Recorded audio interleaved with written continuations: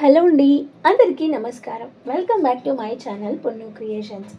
ఈరోజు మన స్టోరీ వచ్చేసి mister gentlemen part 5. So late చేయకుండా స్టోరీలోకి వెళ్ళిపోదాం. వివేక్ చూడడానికి వెళ్ళాడు. కాల్ చేస్తూనే ఉన్నాడు, బట్ లిఫ్ట్ చేయలేదు బిందు. వివేక్కి టెన్షన్ ఎక్కువ అయిపోయింది. ఇంతలో తనకి ఒక కాల్ వచ్చింది. చూస్తే అంశు అక్క ఇంటికి వచ్చేసింది రమ్మని. ఓకే అని వివేక్ మళ్ళీ వెనక్కి వచ్చాడు. ఇంటికి వచ్చిన బిందు చుట్టూ చేరి, ఎక్కడికి వెళ్ళావు, చెప్పి వెళ్ళాలని తెలీదా, ఎంత టెన్షన్ పడ్డాము అని శారద స్టార్ట్ చేసింది. అమ్మా, ఫ్రెండ్ దగ్గరికి వెళ్ళానమ్మా, ఫోన్ సైలెంట్లో ఉంది, అందుకే చూసుకోలేదు, వెంటనే వచ్చేస్తాను కదా అని చెప్పలేదు అని బిందు చెప్తుంటే తనని గమనిస్తుంది అంశు. తను చెప్తుంది నిజం కాదు, అబద్ధం అని తన కళ్ళే చెబుతున్నాయి. సరే, ఇంకెప్పుడు ఇలా చెప్పకుండా వెళ్ళకు అనగాని ఓకే అని తన రూమ్లోకి వెళ్ళిపోయింది. ఇంతలో అన్నపూర్ణమ్మ కలుగజేసుకొని, రాఘవరావు ఇంకా ఎప్పుడురా పెళ్లి చేసేది, వయసు మీద పడిపోతుంది, పోను పోను వయసు దాటిపోతే ఎవరు చేసుకుంటారు అని అన్నపూర్ణ అనగానే గదిలోకి వెళ్తున్నదల్లా ఒక్క నిమిషం ఆగింది. ఒక్క నిమిషం. రాఘవరావు కల్పించుకొని, చెయ్యాలమ్మా, నేను కూడా అదే అనుకుంటున్నా, ఇంకా ఎన్ని రోజులున్నా చేసి పంపించేయాల్సిందే కదా అనగానే సుబ్బారావు, అవునరా, నాకు తెలిసిన ఒక మంచి సంబంధం ఉంది, మరి ఒకసారి మాట్లాడమంటావా అని అనగానే, మాట్లాడండి నాన్న, కాకపోతే ముందు ఒకసారి బిందుని అడగాలి, తన ఒపీనియన్ తెలుసుకున్న తర్వాత అడుగుదాం అనగానే, సరే అలాగే కానీ ఇప్పుడే వద్దులే, నైట్ మాట్లాడదామని సుబ్బారావు అనగానే ఓకే నాన్న అన్నాడు రాఘవరావు. ఈ మాటలన్నీ విన్న బిందు లోపలికి వెళ్ళి బాధలో డోర్ వేసుకోకుండానే బెడ్పై పడుకొని ఏడుస్తుంది. అక్క వెనకాలే వెళ్ళిన అంశు బిందు ఏడవడం చూసి, అక్క ఏడుస్తున్నావా, కానీ ఎందుకు అక్క అనగానే, ఏం లేదు ఊరికే అని బిందు అనగానే, అక్క ఇప్పుడు కూడా ఇంకా నా దగ్గర దాచాలని చూడకు, నువ్వేదో నా దగ్గర దాస్తున్నా, అడిగిన ప్రతిసారి ఏం లేదు అంటున్నావు, అసలు ఏం జరిగింది, ఏం జరుగుతోంది చెప్పక్క అనగానే బిందు ఇంకా దాచిన ప్రయోజనం లేదు అని అంశుతో కార్తిక్ ప్రపోజ్ చేసిన విషయం తను మొదట్లో రిజెక్ట్ చేసినా తన్ని వద్దు అనుకోవడానికి తర్వాత రీజన్ ఏం దొరకలేదు, తర్వాత యాక్సెప్ట్ చేశాను, మేము ఇప్పుడు లవ్లో ఉన్నాం, అందరూ ఒప్పుకుంటే పెళ్ళి కూడా చేసుకుందాం అనుకుంటున్నాము, వాళ్ళమ్మ వాళ్ళకి ఏ ప్రాబ్లం లేదు, కానీ మన ఇంట్లో ఎలా చెప్పాలో అర్థం కావట్లేదు అంటుంది. బిందు, దీనికి ఎందుకక్క ఏడవడం, ఇంట్లో చెప్పు, అర్థమయ్యేలాగా, ఖచ్చితంగా ఒప్పుకుంటారు, ఒప్పుకోకపోతే అప్పుడు చూద్దాంలే ఏం చేద్దాం అనేది, ఓకేనా, ఈవినింగ్ తాతయ్య నీ ఒపీనియన్ అడుగుతా అన్నారు, సో నువ్వు భయపడకుండా చెప్పేసాయి, ఖచ్చితంగా ఒప్పుకుంటారు అని అంశు ధైర్యం చెప్పగానే బిందు ఇంకా ఈవినింగ్ ఎలా చెప్పాలా అని దాని గురించి ఆలోచిస్తుంది. ఆ సాయంత్రం ఇంట్లో వాతావరణం కాస్త భిన్నంగా అనిపించింది. అందరూ హాల్లో కూర్చున్నారు. బిందుకి మాత్రం గుండె వేగంగా కొట్టుకుంటుంది. ఉదయం నుంచి ఇదే విషయం తన మనసులో తిరుగుతూనే ఉంది. అంశు చెప్పిన ధైర్యం వల్ల కొంచెం బలంగా కనిపించడానికి ప్రయత్నిస్తున్న లోపల మాత్రం భయం, ఆందోళన రెండూ కలగలిపి ఉన్నాయి. చివరికి భోజనం అయ్యాక సుబ్బారావు తనని పిలిచాడు. బిందు, కాసేపు ఇక్కడ కూర్చోమ్మా, నీతో ఒక విషయం మాట్లాడాలి అనగానే బిందు నెమ్మదిగా వచ్చి కూర్చుంది. రాఘవరావు, శారద, అన్నపూర్ణమ్మ అందరూ అక్కడే ఉన్నారు. నీ పెళ్లి గురించి ఆలోచిస్తున్నా, మాకు తెలిసిన మంచి సంబంధం ఒకటి ఉంది, కానీ దాని ముందు నీ అభిప్రాయం తెలుసుకోవాలని అనుకున్నా, నీకేమైనా చెప్పాలనిపిస్తే భయపడకుండా చెప్పు అని సుబ్బారావు చాలా ప్రశాంతంగా అన్నాడు. ఆ మాట వినగానే బిందు చేతులు వణికిపోయాయి. కొద్దిసేపు తల వంచుకొని కూర్చుంది. అందరూ తన సమాధానం కోసం ఎదురు చూస్తున్నారు. చివరికి ధైర్యం తెచ్చుకొని మెల్లగా మాట్లాడడం మొదలుపెట్టింది. తాతయ్య, నాన్న, నేను ఒక విషయం చెప్పాలి, మీకు కోపం రావచ్చు, కానీ నేను అబద్ధం చెప్పడం ఇష్టం లేదు అనగానే అందరూ ఒకరు ముఖాలొకరు చూసుకున్నారు. నేను ఒక అబ్బాయిని ఇష్టపడుతున్నాను. ఆ ఒక్క మాటతో హాల్లో నిశ్శబ్దం అలుముకుంది. ఏమన్నావు అని రాఘవరావు ఒక్కసారిగా గట్టిగా అడిగాడు. బిందు భయపడినా వెనక్కి తగ్గలేదు. అవును నాన్న, అతని పేరు కార్తిక్. మొదట అతను నన్ను ఇష్టపడుతున్నానని చెప్పాడు. నేను వెంటనే ఒప్పుకోలేదు. చాలా రోజుల పాటు ఆలోచించాను. అతను ఎలా ఉంటాడో, అతని మనసు ఎలా ఉంటుందో గమనించాను. తర్వాత నేను కూడా ఇష్టపడడం మొదలుపెట్టాను. రాఘవరావు ముఖం ఒక్కసారిగా మారిపోయింది. ఇంత పెద్ద విషయం జరిగితే ఇంట్లో ఎవరికీ చెప్పాలనిపించలేదా? మేమంతా చనిపోయామా? మా మీద అంత నమ్మకం లేదా అని కోపంగా అడిగాడు. శారద కూడా బాధగా చూసింది. బిందు, ప్రేమించావంటే తప్పు కాదు, కానీ మాకు చెప్పకుండా ఇంతవరకు తీసుకురావడం తప్పు కదా అమ్మా అనగానే ఆ మాటలకి బిందు కళ్ళల్లో నీళ్లు తిరిగాయి. అమ్మా, నేను చెప్పాలనుకున్నాను, కానీ భయపడ్డాను, మీరేమనుకుంటారో అర్థం కాలేదు, అందుకే ఆలస్యమైంది అని ఏడుస్తూ చెప్పింది. అన్నపూర్ణమ్మ కూడా కాస్త గట్టిగానే మాట్లాడింది. ఈ రోజుల్లో పిల్లలు ముందు ప్రేమించేస్తారు, తర్వాత ఇంట్లో చెప్తారు, పెద్దవాళ్ళని అడగాలని ఆలోచనే ఉండదు అని చెప్పింది. ఆ మాటలు వింటూ బిందు తల వంచుకొని ఏడుస్తూనే ఉంది. తన ప్రేమ కంటే కూడా ఇంట్లో వాళ్ళని బాధ పెట్టాననే విషయం తనని ఎక్కువగా కలిచివేసింది. అప్పుడు అంశు ముందుకొచ్చింది. తాతయ్య, నాన్న, అక్క తప్పు చేసింది అంటే అది చెప్పకుండా ఉండటం మాత్రమే. కానీ కార్తీక్ గురించి నాకు కూడా తెలుసు. అతను చెడ్డవాడు కాదు. అక్క నిజంగా ప్రేమిస్తున్నాడు. అక్క కూడా ఎప్పుడు మిమ్మల్ని మోసం చేయాలనుకోలేదు అని చెప్పింది. అంశు మాటలు విన్నాక సుబ్బారావు నెమ్మదిగా బిందు వైపు చూశాడు. ఒక్క విషయం అడుగుతాను. ఈ నిర్ణయం తీసుకునే ముందు బాగా ఆలోచించావా? ఆలోచించాను తాతయ్య. రేపు ఏ పరిస్థితి వచ్చినా అతనితో జీవితాంతం ఉండగలనని నమ్మకం ఉందా? బిందు ఒక్క క్షణం కూడా ఆలోచించకుండా ఉంది అని చెప్పింది. ఆ సమాధానంలో ఉన్న నిజాయితీ అందరికీ కనిపించింది. కొద్దిసేపు ఎవరూ మాట్లాడలేదు. చివరికి రాఘవరావు పెద్ద నిట్టూర్పు విడిచాడు. నిజం చెప్పాలంటే నాకు కోపం ఇంకా ఉంది, కానీ నీ కళ్ళలో భయం కన్నా ప్రేమ ఎక్కువగా కనిపిస్తుంది. నువ్వు ఇంత నమ్మకంగా చెప్తుంటే మేము కూడా తెలుసుకోవాలి అతను ఎలాంటి వాడు అని అన్నాడు. బిందు ఆశ్చర్యంగా తండ్రి వైపు చూసింది. శారద కూడా తన కన్నీళ్లు తుడుచుకుంటూ, మాకు నీ సంతోషం ముఖ్యమమ్మా, కానీ అతను మంచి అబ్బాయో కాదో తెలుసుకోవాలి. కుటుంబం ఎలా ఉందో చూడాలి. ఆ తర్వాత నిర్ణయం తీసుకుందామని చెప్పింది. అన్నపూర్ణమ్మ కూడా కాస్త మెత్తబడింది. పాప సంతోషంగా ఉంటే మాకంతకంటే ఏముంది, కానీ అబ్బాయి మంచివాడై ఉండాలి అంది. చివరికి సుబ్బారావు నవ్వుతూ, ముందు ఆ కార్తీక్ని ఒకసారి ఇంటికి పిలువు, మేమంతా మాట్లాడతాం. నచ్చితే పెళ్లి గురించి ఆలోచిద్దామని చెప్పగానే బిందుకి నమ్మశక్యంగా అనిపించలేదు. ఇప్పటి వరకు భయంతో నిండిపోయిన తన గుండె ఒక్కసారిగా తేలికైంది. కళ్ళల్లో కన్నీళ్లున్నా అవి బాధ కన్నీళ్లు కాదు, ఆనందం కన్నీళ్లు. వెంటనే లేచి తాతయ్య, నాన్న, అమ్మల దగ్గరికి వెళ్ళి వారిని హత్తుకుంది. ఆ క్షణంలో బిందుకి ఒక విషయం అర్థమైంది. ప్రేమించడం కంటే తన ప్రేమని తన కుటుంబం అర్థం చేసుకొని అంగీకరించడం ఇంకా పెద్ద ఆనందమని. ఇక తన మనసులో మిగిలింది ఒక్కటే, కార్తీక్ ఇంటికి వచ్చిన రోజు ఎలా ఉంటుందో అనే తీయని ఆలోచన. ఇంట్లో వాళ్ళు ఒప్పుకున్నారనే విషయం తెలిసిన తర్వాత బిందు ఆనందానికి అవధులు లేకుండా పోయాయి. వెంటనే తన గదిలోకి కార్తీక్కి కాల్ చేసింది. ఫోన్ లిఫ్ట్ చేసిన వెంటనే బిందు గొంతులోని ఆనందం కార్తీక్కి అర్థమైపోయింది. కార్తీక్, ఇంట్లో చెప్పేశాను అని చెప్పగానే కార్తీక్ క్షణం పాటు నిశ్శబ్దంగా ఉండిపోయాడు. ఏమన్నారు అని ఆత్రుతగా అడిగాడు. మొదట కోపడ్డారు, చాలా ప్రశ్నలు అడిగారు, కానీ చివరికి నీ గురించి తెలుసుకోవాలని ఒకసారి నిన్ను ఇంటికి రమ్మన్నారు అని బిందు చెప్పగానే కార్తీక్ ముఖంపై చిరునవ్వు వచ్చింది. కానీ ఆ ఆనందం కొన్ని సెకండ్లే నిలిచింది. వెంటనే టెన్షన్ మొదలైంది.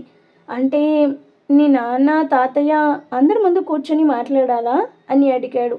అవును అంది. అయ్యో బిందు, నేను బిజినెస్ మీటింగ్లో 100 మందితో మాట్లాడగలను, కానీ నీ ఇంట్లో వాళ్ళ ముందు కూర్చోవాలి అనగానే చేతులు వణుకుతున్నాయి అని చెప్పగానే బిందు నవ్వేసింది. అంత భయపడకు, నిజం చెప్పు చాలు అంది అని ధైర్యం చెప్పింది. ఆ రాత్రంతా కార్తీక్కి నిద్ర పట్టలేదు. వాళ్ళు ఏమి అడుగుతారు, ఎలా సమాధానం చెప్పాలి, తన మాటల్లో ఏమైనా తప్పు వస్తే ఏమవుతుంది అనే ఆలోచనలతోనే గడిచిపోయింది. మరుసటి రోజు ఉదయం అంశు ఆఫీస్కి వెళ్ళిపోయింది. వివేక్, బిందు ఇద్దరూ ఒక చిన్న ఈవెంట్ పని చూసుకొని మధ్యాహ్నం ఇంటికి వచ్చేశారు. కానీ బిందుకి మాత్రం ఏ పని మీద దృష్టి లేదు. సాయంత్రం 4 గంటలు కావడంతో ఇంటి గేట్ దగ్గరే నిలబడి కార్తీక్ కోసం ఎదురు చూడసాగింది. ప్రతి 2 నిమిషాలకు ఒకసారి రోడ్డు వైపు చూస్తుంది. గుండె మాత్రం వేగంగా కొట్టుకుంటూనే ఉంది.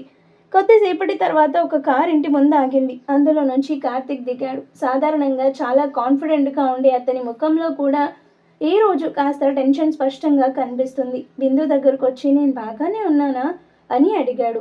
నువ్వు ఇంటర్వ్యూకి వచ్చినట్టు కాకుండా పెళ్లి చూపులకి వచ్చినట్టు ఉన్నావు అని బిందు ఆట పట్టించగానే కార్తీక్ నవ్వాడు. రెండింటికంటే ఇది కష్టంగా ఉంది అని చెప్పాడు.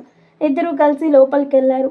హాల్లో సుబ్బారావు, రాఘవరావు, శారద, అన్నపూర్ణమ్మ కూర్చున్నారు.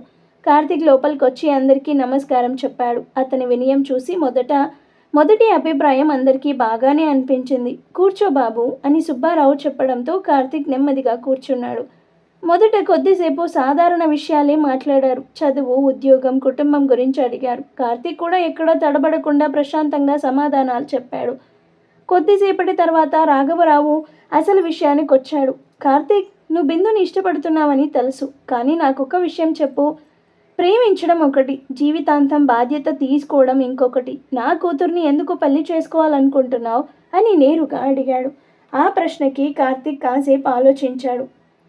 సార్, బిందు అందంగా ఉంటుంది కాబట్టి కాదు, ఆమె మంచి మనసున్న అమ్మాయి కాబట్టి కాదు.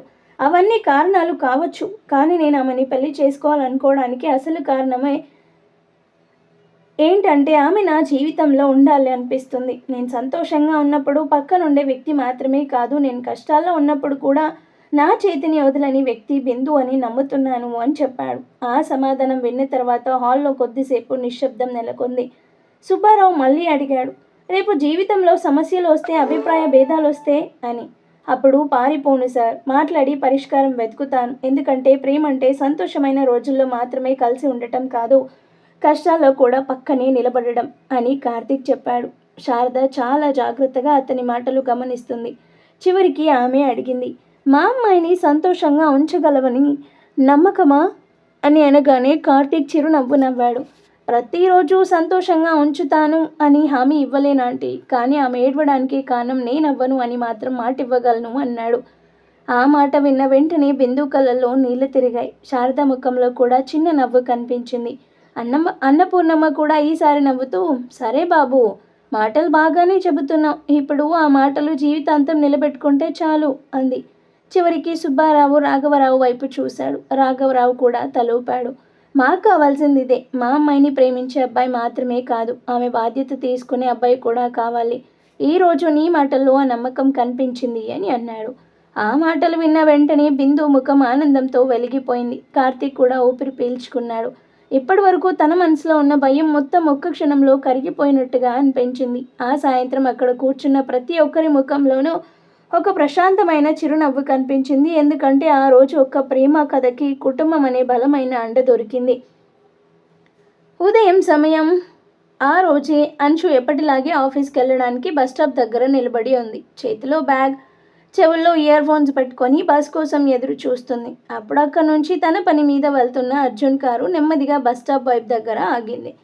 అంశుని చూసిన వెంటనే అతని పెదవులపై చిరునవ్వు మెరిసింది. కార్ విండో దించి, అరే అంశు, ఇక్కడ ఏం చేస్తున్నావని అడిగాడు. అంశు కూడా నవ్వుతూ, ఏం చేస్తాను, ఆఫీస్కి వెళ్ళాలి, బస్ కోసం వెయిట్ చేస్తున్నాను అంది.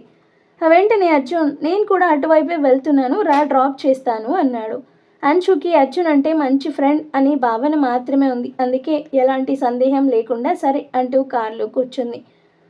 కార్ ముందుకు సాగుతుండగా ఇద్దరి మధ్య సరదా సంభాషణ మొదలైంది. అంశు తన ఆఫీస్లో జరిగిన చిన్న చిన్న విషయాలు చెబుతుంటే అర్జున్ ఆమె ముఖంలో కనిపిస్తున్న ప్రతి భావాన్ని గమనిస్తున్నాడు. అంశు నవ్వితే అతనికి కారణం లేకుండా ఆనందంగా అనిపిస్తుంది. ఆమె మాట్లాడుతుంటే తన చూపులు ఆమె వైపు వెళ్లకుండా ఆపుకోలేకపోతున్నాడు. కానీ ఆ భావాలని బయట పెట్టకుండా ఒక మంచి స్నేహితుడిలా మాత్రమే ప్రవర్తిస్తున్నాడు. అంశు మాత్రం అతని మనసులో ఏముందో అస్సలు గ్రహించకుండా చాలా కంఫర్ట్గా తన మాటలు చెబుతూ వస్తుంది. కొద్దిసేపటికి కార్ ఆఫీస్ బిల్డింగ్ ముందు ఆగింది. అంశు థ్యాంక్ యూ అర్జున్ అంటూ దిగబోతుండగా అర్జున్ ఏదో చెప్పబోయాడు. కానీ అంతలోనే ఆఫీస్ గేట్ దగ్గరికి మరో కార్ వచ్చి ఆగింది. అందులో నుంచి దేవాంశ్ దిగాడు. అతను ఎప్పట్లాగే ఆఫీస్లోకి వెళ్ళబోతూ ఉండగా అంశు కారులో నుంచి దిగడం అతని కంటపడింది. మొదట సాధారణంగానే చూశాడు, కానీ తర్వాత అంశు అర్జున్తో నవ్వుతూ మాట్లాడడం, ఇద్దరు చాలా క్లోజ్గా కనిపించడం గమనించగానే అతని అడుగులు కాసేపు ఆగిపోయాయి. బాయ్ అర్జున్, మళ్ళీ కలుద్దాం అని అంశు నవ్వుతూ చెప్పగా అర్జున్ కూడా చిరునవ్వుతూ తలూపాడు. ఆ దృశ్యం మొత్తం దేవాంశ్ కళ్ళ ముందే జరిగింది. ఎందుకో ఒక్కసారిగా దేవాంశ మనసులో ఒక తెలియని అసౌకర్యం మొదలైంది. అర్జున్ ఎవరో తనకి తెలియదు, కానీ అంశు అతనితో అంత ఫ్రీగా మాట్లాడడం, ఆ నవ్వు, ఆ కంఫర్ట్ చూసి గుండెల్లో చిన్న మంటలా ఏదో కలిగింది. అది కోపమో, అసూయో లేక ఇంకేదో భావన తనకి అర్థం కాలేదు. అంశు ఆఫీస్లోకి అడుగు పెట్టగానే దేవాంశ్ కూడా లోపలికి వెళ్ళాడు. సాధారణంగా అంశుని చూసినప్పుడు అతని ముఖంలో కనిపించే చిరునవ్వు ఈ రోజు కనిపించలేదు. ఆమె గుడ్ మార్నింగ్ దేవాంశ్ అని నవ్వుతూ పలకరించగా అతని కూడా గుడ్ మార్నింగ్ అన్నాడు. కానీ అతని గొంతులో ఉన్న చల్లదనం అంశుకి కాస్త వింతగా అనిపించింది. రోజంతా దేవాంశ్ పనిలో బిజీగా ఉన్నట్టు కనిపించిన అతని ఆలోచనలు మాత్రం మళ్ళీ మళ్ళీ ఉదయం చూసిన దృశ్యం దగ్గరికే వెళ్తున్నాయి. ఆ అబ్బాయి ఎవరు? అంశుకి అంత క్లోజా, ఫ్రెండా, లేక ఇంకేదైనా అనే ప్రశ్నలు అతని మనసులో తిరుగుతున్నాయి. తనకే తెలియకుండా అంశు గురించి ఇంతగా ఆలోచిస్తున్నానా అని అతను ఆశ్చర్యపోయాడు. సాయంత్రం అంశు ఏదో ఫైల్ గురించి మాట్లాడడానికి అతని క్యాబిన్లోకి వచ్చేసరికి కూడా దేవాంశు చూపులు కాసేపు ఆమె ముఖం మీదే నిలిచిపోయాయి. చివరికి ఆగలేక, మార్నింగ్ నిన్ను డ్రాప్ చేసిన వ్యక్తి ఎవరు అని సాధారణంగా అడిగినట్టు అడిగాడు. అంశు వెంటనే అర్జున్, మా ఫ్యామిలీ ఫ్రెండ్, చాలా మంచి ఫ్రెండ్ అని సహజంగానే చెప్పింది. ఆ మాట విన్నాక దేవాంశ్ మనసులో తెలియని ఉపశమనం కలిగింది. కానీ అదే సమయంలో తన రియాక్షన్కి తానే షాక్ అయ్యాడు. ఎందుకంటే అంశు జీవితంలో ఎవరున్నారో తెలుసుకోవాలని అతనికి ఎందుకు అంత ఆసక్తి కలిగిందో అప్పుడప్పుడే అర్థమవుతుంది. అతను ఇప్పటి వరకు దానికి పేరు పెట్టలేదు, కానీ అది కేవలం స్నేహం కాదని మాత్రం అతని మనసు మెల్లగా గుర్తించడం మొదలుపెట్టింది. ఆ రోజు ఆఫీస్ పని ముగిసే సమయానికి దేవాంశ్ మనసు అస్సలు ప్రశాంతంగా లేదు. ఉదయం నుంచి అంశు అర్జున్ గురించి వచ్చిన ఆలోచనలు ఇంకా అతన్ని వదలలేదు. తనకెందుకు ఇలా అనిపిస్తుందో పూర్తిగా అర్థం కాకపోయినా అంశు గురించి మాత్రం అసాధారణంగా ఎక్కువగా ఆలోచిస్తున్నాడు. సాయంత్రం అందరూ ఒక్కొక్కరిగా ఆఫీస్ నుంచి వెళ్ళిపోతున్నారు. అంశు కూడా తన డెస్క్ దగ్గర పని ముగించుకొని బ్యాగ్ సర్దుకుంటుంది. అప్పుడు దేవాంశ్ తన క్యాబిన్ నుంచి బయటకు వచ్చి, అంశు నేను కూడా అటువైపే వెళ్తున్నాను, డ్రాప్ చేస్తానురా అని అన్నాడు. అంశు మాత్రం చాలా సహజంగా పర్లేదు దేవాంశ్, నేను వెళ్ళిపోతాను, అలవాటే కదా, అవసరం లేదు అని నవ్వుతూ చెప్పింది. సాధారణంగా అయితే దేవాంశ్ కూడా సరే అనవాడు, కానీ ఆ రోజు ఆ సమాధానం అతనికి ఎందుకో నచ్చలేదు. ఉదయం అర్జున్ కార్లో రావడానికి ఎలాంటి అభ్యంతరం చెప్పని అంశు ఇప్పుడు తనతో రావడానికి మాత్రం వద్దు అనడం అతని మనసులో చిన్న అసంతృప్తిని కలిగించింది. సరే నీ ఇష్టం అని చెప్పినా అతని గొంతుల్లో ఉన్న నిరాశ అంశుకి కూడా కాస్త అర్థమైంది. ఏమైంది, ఎందుకో సీరియస్గా ఉన్నట్టున్నావు అని అంశు అడిగింది. ఏం లేదు అని చిన్న సమాధానం చెప్పి అక్కడి నుంచి వెళ్ళిపోయాడు దేవాంశ్. అంశుకి అతని ప్రవర్తన కాస్త వింతగా అనిపించింది. ఇంతకీ ఏమైంది తనకి అని అనుకుంది, కానీ ఎక్కువగా ఆలోచించకుండా తన పనిలో పడిపోయింది. మరోవైపు దేవాంశ్ మాత్రం పార్కింగ్కి వెళ్లే వరకు కూడా తనలో తాను చిరాకుగా ఉన్నాడు. కార్ స్టార్ట్ చేసిన తర్వాత కూడా మనసు ప్రశాంతంగా లేదు. ఉదయం ఆ అర్జున్తో ఎంత సంతోషంగా వచ్చింది, ఇప్పుడు నేను డ్రాప్ చేస్తానంటే అవసరం లేదంటుంది అని తనలో తానే అనుకున్నాడు. అసలు అంశుకి ఆ హక్కు ఎవరిచ్చారు అని కాదు, తనకెందుకు బాధగా అనిపిస్తుంది అనేది అతనికి అర్థం కావడం లేదు. ఆమె ఎవరితో వస్తుంది, ఎవరితో వెళ్తుంది అనేది పూర్తిగా ఆమె వ్యక్తిగత విషయం, అది తనకి తెలుసు. కానీ మనసు మాత్రం ఆ తర్కాన్ని వినడం లేదు.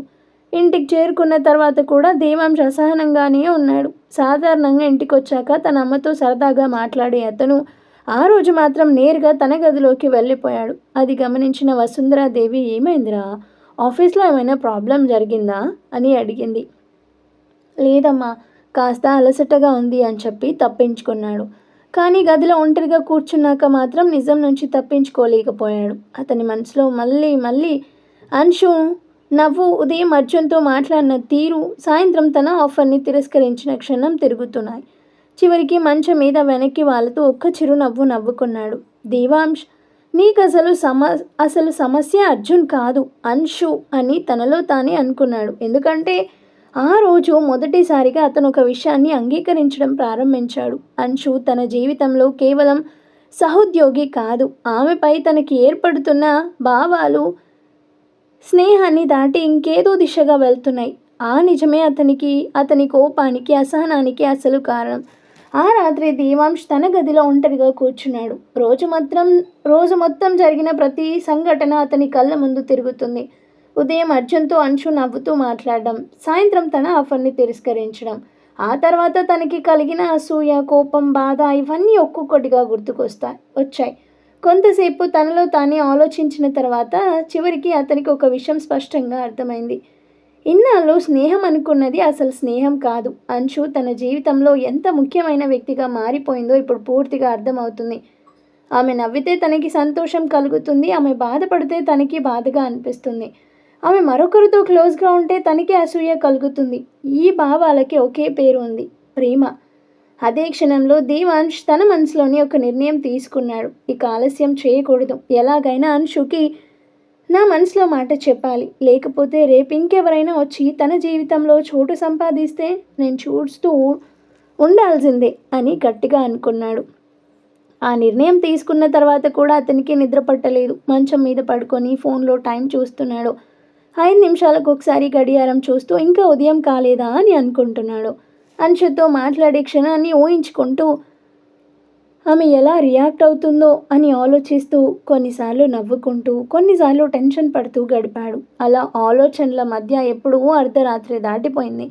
చివరికి అలసటతో కళ్ళు మాడిపోయి నిద్రలోకి జారుకున్నాడు. మరుసటి రోజు ఉదయం అలారం మోగకముందే దేవాంశ్ కళ్ళు తెరిచాడు. చాలా రోజుల తర్వాత అతని ముఖంలో ఒక ప్రత్యేకమైన ఉత్సాహం కనిపించింది.